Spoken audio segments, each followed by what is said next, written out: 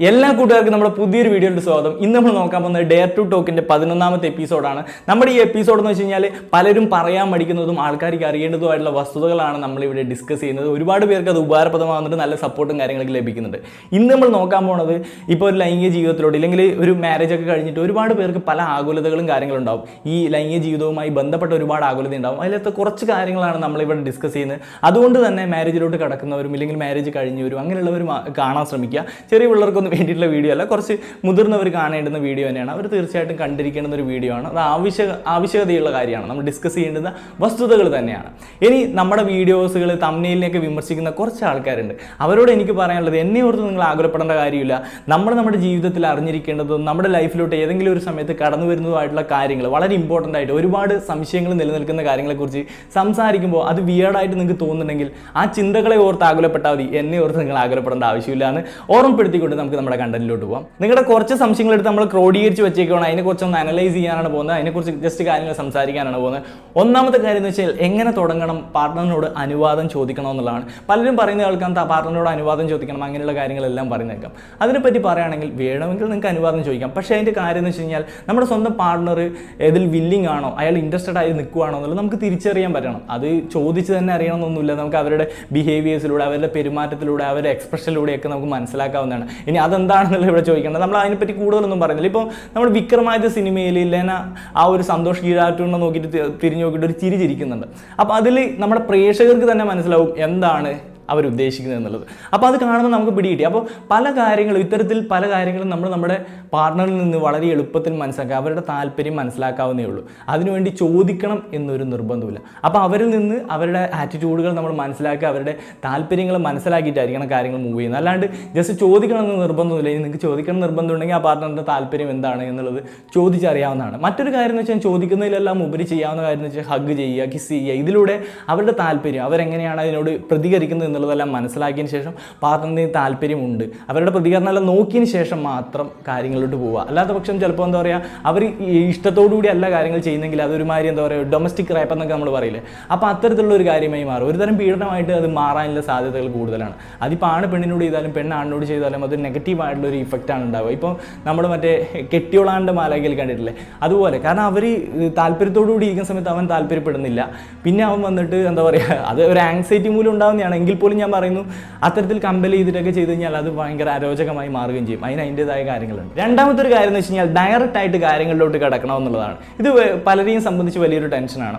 അപ്പോൾ ഈ ഒരു സംഭവത്തെക്കുറിച്ച് പറയുകയാണെങ്കിൽ ഡയറക്റ്റ് ആയിട്ട് കാര്യത്തിലോട്ട് കിടക്കാൻ ഒരിക്കലും പാടില്ലാത്തതാണ്.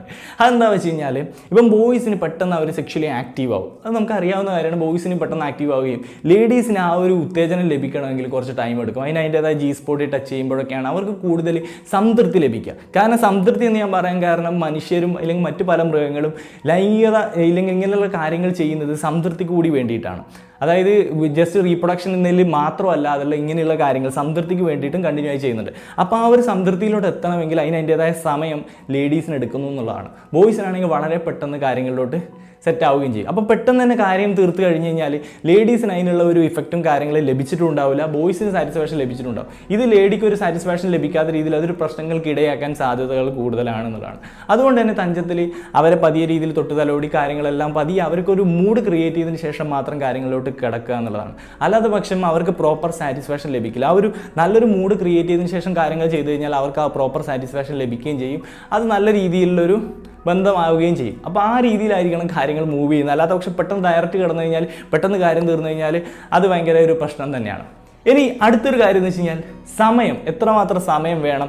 ഇപ്പോൾ ചിലർ പറയും സമയം കുറവാണ് എന്നൊക്കെ പറഞ്ഞാൽ ആകുലപ്പെടുന്നതായിട്ട് കണ്ടിട്ടുണ്ടാവും. അപ്പോൾ സമയം ഒരു ഇമ്പോർട്ടൻറ്റ് ഘടകമാണ്. എത്രമാത്രം സമയം അവരുമായിട്ട് ചിലവഴിക്കണം ഇതിലെ ഡൗട്ട് പലരെ സംബന്ധിച്ചുണ്ടാവും.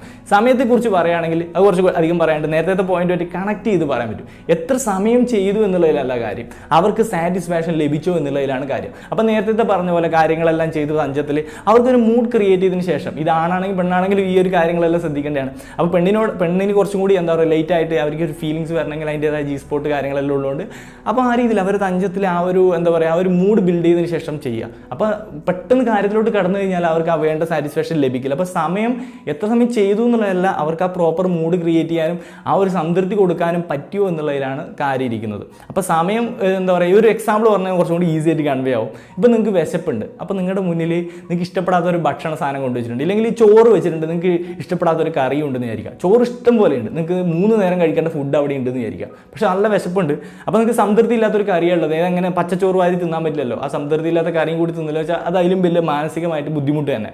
ഇനി നിങ്ങളുടെ ഇപ്പുറ സൈഡിൽ ഒരു ഹാഫ് ബിരിയാണി കൊണ്ട് നിങ്ങൾക്ക് വലിയ ആവില്ല, ഒരു ഫുൾ ബിരിയാണി തന്നെ കഴിച്ചാൽ അടിപൊളി ആവുള്ളൂ, നല്ലൊരു ഫീലിംഗ് തോന്നുള്ളൂ.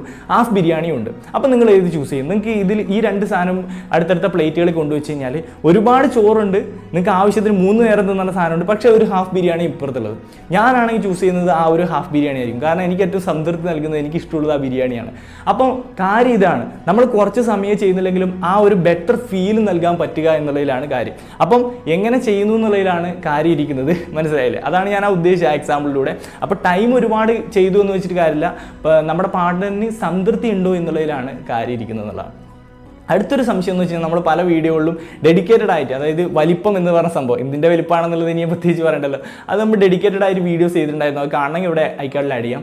കാരണം എൻ്റെ ഫോളോ ചെയ്യുന്ന സബ്സ്ക്രൈബേഴ്സിന് എന്ന് വെച്ച് കഴിഞ്ഞാൽ അത് റിപ്പീറ്റേഷനായി തോന്നാൻ സാധ്യതയുണ്ട്. അപ്പോൾ ഈ വലിപ്പം എന്നുള്ളത് പലർക്കും ഒരു പ്രഹേളികയായിട്ട് തോന്നാൻ സാധ്യതകളുണ്ട്. കാരണം ഈ വീഡിയോസുകളായിട്ട് കമ്പയർ ചെയ്തിട്ടാണ് അവർ ഇത് നോക്കുന്നത്.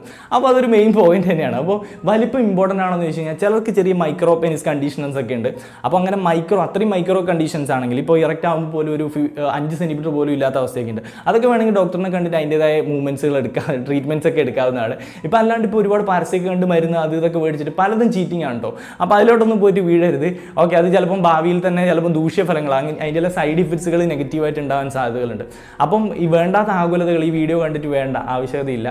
ഓൾമോസ്റ്റ് കേസസിൽ ഇതുമായിട്ട് കമ്പയർ ചെയ്തില്ല, നെഗറ്റീവ് ആകുലതകൾ, വേണ്ടാത്ത ആകുലതകളാണ് പൊതുവിലുള്ളത്. ഇനി ഈ സൈസിന് ഇമ്പോർട്ടൻസ് ഉണ്ടോ വെച്ച് കഴിഞ്ഞാൽ ഒരു മിനിമം ആവശ്യത്തിലുള്ളത് മാത്രം മതി, അതിൻ്റെ ആവശ്യമേ ഉള്ളൂ. കാരണം വജീനൽ അല്ലെങ്കിൽ ആ യോനിയുടെ ഒരു 1% മാത്രം, തുടക്കത്തിലെ 1% മാത്രമാണ് സെൻസിറ്റീവായിട്ട് അവർക്ക് ഒരു ഫീലിംഗ് നൽകുന്ന ഏരിയകൾ. അതിൻ്റെ അപ്പുറത്തോട്ട് എത്ര നീണ്ടുന്നു വെച്ച് കഴിഞ്ഞാലും ലേഡീസിന് ചിലപ്പോൾ അത് നെഗറ്റീവായിട്ടുള്ള പെയിൻഫുൾ ഫീലിങ്ങുകളൊക്കെ ആയിരിക്കും നൽകുന്നത്. അപ്പോൾ ലെങ്ത് എന്ന് പറഞ്ഞാൽ ആവശ്യത്തിലുള്ള മാത്രം മതി, അല്ലാണ്ട് വലുതുണ്ടെന്ന് വെച്ചിട്ട് എന്തോ വലിയ ഇത് കിട്ടുന്നുള്ളത് ലേഡീസിൻ്റെ തെറ്റിദ്ധാരണയാണ്, ബോയ്സിൻ്റെ ഒരു കൺസെപ്റ്റ് അവരിലും മനസ്സിലുള്ള ഒരു തെറ്റിദ്ധാരണയാണ്. അപ്പോൾ അതിനെപ്പറ്റി തിങ്ക് ചെയ്യേണ്ട. സൈസ് എന്താ പറയുക വലിയൊരു മാറ്റർ അല്ല, ആവശ്യത്തിലുള്ള ലെങ്ത് മാത്രമേ വേണ്ടൂ എന്നുള്ളതാണ്. ഞാനൊരു ഇൻട്രസ്റ്റിംഗ് വീഡിയോ കണ്ടിട്ടുണ്ടായിരുന്നു. തമിഴ്നാട്ടിൽ നടത്തിയ ഒരു സോഷ്യൽ എക്സ്പെരിമെൻ്റ് ആണ്. ലേഡീസിനോട് പോയിട്ട് സൈസ് ഓർ സ്റ്റാമിന എന്നുള്ളൊരു ചോദ്യമാണ്. സൈസ് വേണോ സ്റ്റാമിന വേണോ എന്നുള്ളത്. അപ്പോൾ ഭൂരിഭാഗം പേരും പറയും രണ്ടും വേണം, ഒന്ന് മാത്രം ഉണ്ടായിട്ട് എന്താ കാര്യം. അപ്പോൾ നിങ്ങൾ ഏതെങ്കിലും ഒന്നിനെ സാക്രിഫൈസ് ചെയ്യുകയാണെങ്കിൽ ഏതായിരിക്കും സാക്രിഫൈസ് ചെയ്യൽ എന്ന് ചോദിച്ചിട്ടുണ്ടായിരുന്നു. അപ്പോൾ ഭൂരിഭാഗം പെണ്ണുങ്ങൾ പറയുന്നത് സൈസ് എന്നുള്ളതാണ്. കാരണം സൈസ് എന്ന് പറഞ്ഞാൽ വലിയ ഉണ്ടായിട്ടൊന്നും കാര്യമില്ല, അത് മിനിമം ലെങ്തേ ആവശ്യമുള്ളൂ. സ്റ്റാമിന എന്ന് പറഞ്ഞ സാധനം അത് വേണ്ടത് തന്നെയാണ് എന്നുള്ളതാണ് അവർ പറഞ്ഞൊരു കാര്യം. അപ്പം ലുക്കിലല്ല കാര്യം, വർക്കിലാണ് കാര്യം എന്നുള്ളതാണ് ഞാൻ പറഞ്ഞു തന്നൊരു കാര്യം. ഇനി ഏറ്റവും അവസാനത്തെ പോയിന്റ് ഈ കാര്യങ്ങളെല്ലാം കഴിഞ്ഞ് കഴിഞ്ഞാൽ എന്ത് എന്നുള്ളതാണ്. ബോയ്സിൻ്റെ കേസിൽ ഇതെല്ലാം ചെയ്ത് കഴിഞ്ഞ് കഴിഞ്ഞാൽ ഒരു ഡ്രോപ്പ് ഉണ്ടാവും, ഒരു ഡ്രോപ്പ് ഫീലിംഗ്, ആ ഒരു റിലാക്സേഷൻ ഫീലിങ്ങിലോട്ട് പെട്ടെന്ന് തന്നെ വീഴും. അപ്പോൾ ബോയ്സ് ഇത് കഴിഞ്ഞ പാടും എഴുന്നേറ്റ് പോകുന്ന ഒരു സെറ്റപ്പാണ് ഉണ്ടാവുക.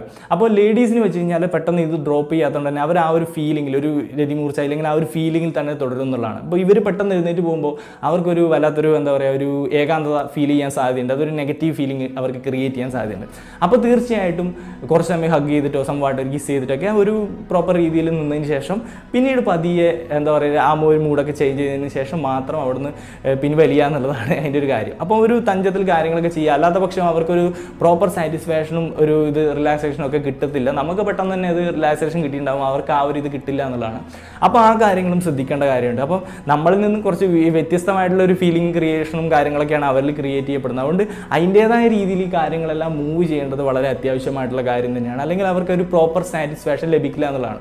അപ്പോൾ ഏകദേശം നിങ്ങളെ കുറച്ച് ഡൗട്ടുകളെല്ലാം ഈ വീഡിയോയിലൂടെ ക്ലിയർ ആയിട്ടുണ്ടാവും എന്നാണ് ഞാൻ വിചാരിക്കുന്നത്, നിങ്ങൾക്ക് ഉപകാരപ്പെട്ടിട്ടുണ്ടാവും എന്നാണ് വിചാരിക്കുന്നത്. ഓക്കെ, വലിയ വിയേർഡായിട്ടൊന്നും തിങ്ക് ചെയ്യേണ്ട ആവശ്യമില്ല. നമ്മുടെ ലൈഫിൽ കടന്നു വരുന്ന കാര്യങ്ങൾ തന്നെയാണ്. എന്തിനാണ് വിയേർഡായിട്ട് തിങ്ക് ചെയ്യുന്നത്? ഒരുപാട് സംശയങ്ങൾ നമ്മൾ സംസാരിക്കാത്തതുകൊണ്ട്, ഓപ്പൺ ഔട്ടായി സംസാരിക്കാത്തതുകൊണ്ട് തന്നെ ഒരുപാട് ഡൗട്ടുകൾ ആൾക്കാരുടെ ഇടയിൽ നിലനിൽക്കുന്നുണ്ടെന്നുള്ളതാണ്. അത്രമാത്രമേ ഉള്ളൂ. അപ്പം ഇന്നത്തെ വീഡിയോയിൽ ഇത്രയൊക്കെ ഉള്ളൂ. ഉപകാരപ്പെട്ടെങ്കിൽ തീർച്ചയായിട്ടും ഷെയർ ചെയ്യാൻ ശ്രമിക്കാം, വലിയൊരു കമൻറ്റുകൾ രേഖപ്പെടുത്താം.